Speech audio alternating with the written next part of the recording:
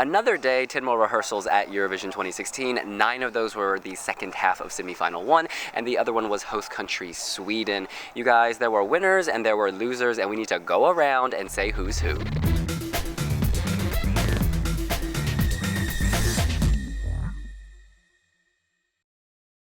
I've got to say, we've been talking for months about how this was the stronger semi-final, how this was going to be a bloodbath, but I'm slightly disappointed. I think that today, it wasn't as strong as yesterday. People didn't have their shit together, and I was struggling to pick my top act, so I'm going to let Porig kick it off. Well, my top act isn't necessarily my favorite, but I think the person who came out best from today was Gabriela from the Czech Republic, and she was the biggest winner, because beforehand, people weren't really rating her song. And now it's right up there, and it's definitely a contender to qualify. The staging just suited the song perfectly. It was simple. She was on stage, she was on her own, but she managed to fill the stage. Her staging complemented it. She had all the purple kind of geometrical shapes, and then she had the flowers falling, and it was very similar to her music video. And then, of course, her vocals were on point. I don't think she messed up on them at all. And she was one of the few people that when things messed up, she put up her hand and she was like, no, stop, what am I supposed to do? And so she was like calculating the best way to win. And that's the kind of attitude you want as well. So, yeah, she's definitely the person coming out best from today. It's funny you say that. I was sitting here trying to think who is my winner, and my first thought was Czech Republic. I echo you completely. There's some people who can't fill the stage. They stand alone and they're swallowed, yet she's out there alone and it feels completely full. That's because not just the clever use of the LED floor and the LED wall, because of her presence. You can tell that she's, toured America with Trans-Siberian Orchestra. You can tell that she's a huge star in the former Czechoslovakia, aka the Czech Republic and Slovakia. She's just got this presence, and it's amazing. It's beautiful to watch. Her voice was so strong. I was the biggest hater of this song, and the moment she started with the very first note, from that moment I was in love. This is qualifying. This was the classiest of all the acts today, and the most polished. She didn't have tons of errors. Despite her stopping and saying, excuse me, let's check this stuff, she was the one who was already prepared. She's my winner for today. I thought Gabriela was really, really impressive, but there was only one act today who I thought didn't need any tweaking whatsoever, and for me that was Estonia. I thought that... He looks constipated. Okay. Maybe give him some a curry the night before or something. But it's the perfect fit to the song, with the slightly smooth. It's so James Bond. It's going to work really, really well on stage. I can't think of anything they need to change. I've got to say, his LED display was perhaps the best. It was almost like this vintage Baroque ace of cards, spades, queen of clubs, all those symbols. It looked so expensive, and it really fit thematically. Sometimes people have just blank LEDs with colors flashing. You're like, how does that relate to the theme? But clearly, he's taken a gamble with this song. He's taken a gamble on that stage, so props to him. Now, Porig, who is your number 2? My number 2 would probably be Zoe from Austria, in that she came and she brought the show that she had in Vienna, and she upped the ante. Yeah. And the staging was, thematically it was identical, but she toned down the pink, she added a few extra flourishes, like there was autumn leaves, there was a scene of snow falling in the background, then she had her pink brick road, her Dorothy moment. And she used the stage really well. She gave it a lot of depth because it looked like the road was going on for miles and miles. And I think the only thing I'm missing is the treadmill, because she's made such a thing out of the treadmill, and it adds that bit of dynamic. Dynamism. Yeah, dynamic. It's late, we haven't had coffee. Yeah, it makes it that bit more dynamic. And because today she was just standing there and it was very static. There was the wind machine blowing her hair and her dress, but I think that would have added a bit more, and I presume she's going to keep that because she's been doing treadmill practicing. So my number 2 is Malta. Now, when I first saw this, I thought, hot mess, but now that I've had time to reflect, I can focus on the first 90 seconds, which are really strong. They show the scale of Malta's ambition, the expense of their project. They're the first, group, country, contestant in the world to try this dynamic digital map projection. Normally, like with Victoria, you stand in place, it's projected on you, you can't move, you're like a robot.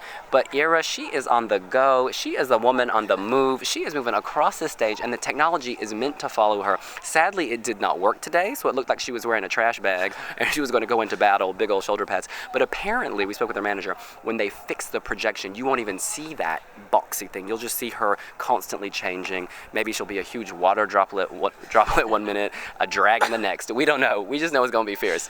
In any event, the beginning of this is so strong. She walks down this digital LED runway. It spans from the floor up the LED wall. It looks like it goes on for miles. I'm going to follow that yellow brick road to the water and walk with Ira. Vocally, she was on point. Unlike so many acts this year, she's worked with her backing vocalists. Like, it blends beautifully. Even Sergei Lazarev. Sergei's backing vocals, like, there was some woman, she was too loud. Turn her off, get her off the stage. Ira, she's already got the group. And Molly Pedersen-Hammer is helping her hit that high note. May surprise, my number 2 was actually Azerbaijan. The press room reaction wasn't so great, but that was 90% down to vocals. But I'm so happy that we've got a dance routine in this semi-final. And I see lots of potential. If they can sort out the colour scheme, you know, change beige to something more strong, then me and my colour schemes, this is ridiculous. I really, really, really feel, you know, it's a good song. It's gonna be good. It's gonna be good. Yeah, you know, it is a good song. It's Hope. It loops in your head. I'm still humming it. I'm still singing it. I believe in miracles. I don't currently believe that as a sick performer she can do well, so I'm hoping she gets some rest, drinks some OJ, tops up some vitamin C, and that she can bring her A game to the semi, because this deserves to go through. This deserves to do well. Definitely. Love you, Samra. Oh, sorry. I should ask a question. So those are our winners from the semifinals. So now we need to talk about our biggest loser of the day. Now, this is hard, but we say this with love. Porig. I think the song I liked least was Montenegro, but I thought they did quite a good job. So I'm going to say Cyprus, because they came in with such a strong pop rock entry, and it was so catchy, and it was ready to go, and with the proper staging it could have absolutely slayed. But everything felt wrong. It started off really promising, and I was thinking, oh, this is going to be manga 2.0, and there was kind of sharp cuts with camera. It was focusing in on Francois's face, and then next thing they were behind prison bars, and there was wolves flashing up on screen, and it all got very messy and very distracting, and I thought that they would be a definite qualifier, and now I really don't think so. You know what? I don't have any losers today. They were all amazing. I'm just kidding. No, I don't want to use the word loser, because Greta Salome is not a loser. No, she's not a loser.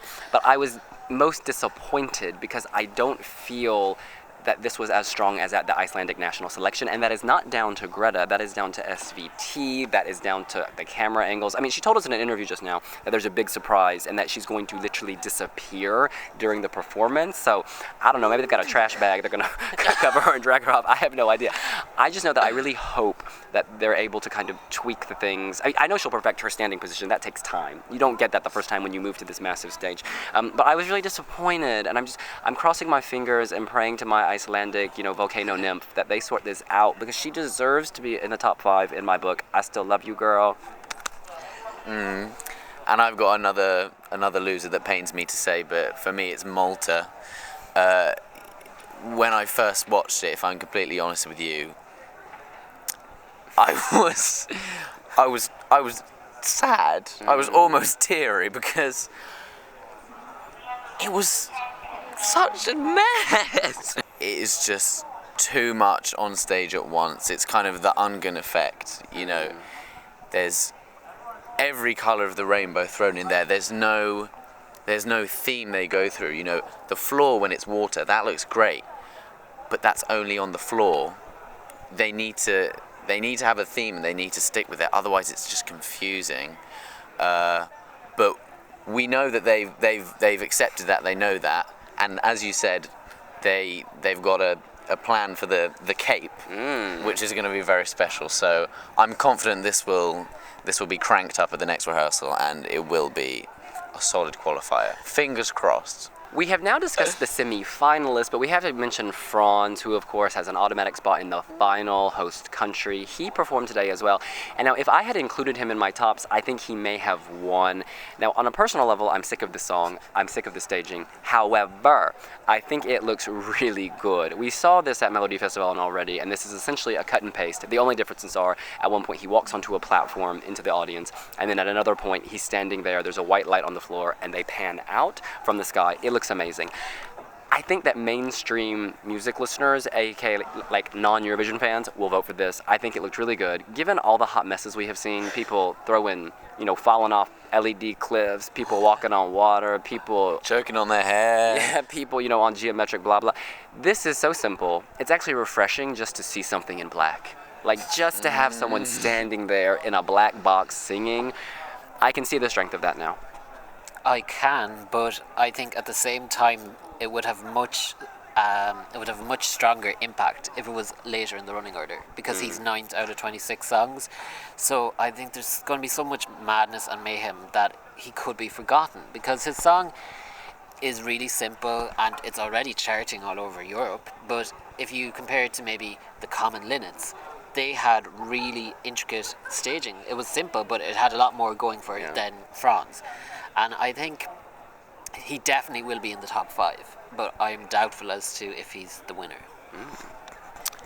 I would say that this year France is the only song that's genuinely cool. And a cool song is the song that wins. Look at it historically. It's not necessarily about how big it is, how epic it is. It's about how cool it is. And he's cool. I think he's going to win. You don't think barbed wire and tinfoil from Bosnia is cool? Oh, okay, no. That was pretty back. sick. Well, that's what we think. What do you think? Who was your winner on the second day of rehearsals at Eurovision 2016? You can let us know here on wiwibloggs. And make sure to hit subscribe. Don't forget to give us a like down there. Thanks a lot. See ya. Bye.